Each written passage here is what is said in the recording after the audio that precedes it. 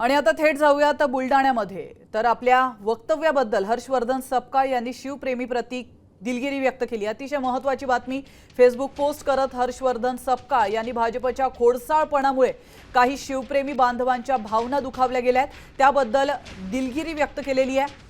2 दिवसांपूर्वीच हर्षवर्धन सपकाळ यांनी छत्रपती शिवाजी महाराजांची तुलना टिपू सुलतान यांच्यासोबत केली होती आणि या वक्तव्यामुळे राज्यभरात गदारोळ निर्माण झाला होता।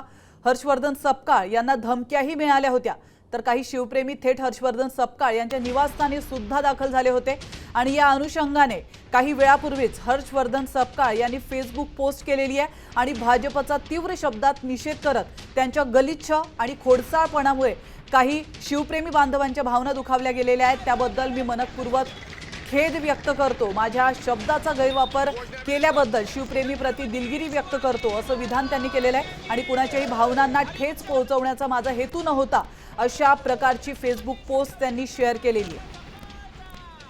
तब्बल 3 दिवसांपासून महाराष्ट्रामध्ये वातावरण अतिशय पेटलेलं होतं आणि 3 दिवसानंतर हर्षवर्धन सपकाळ यांनी खेद व्यक्त केलेला आहे, दिलगिरी व्यक्त केलेली आहे।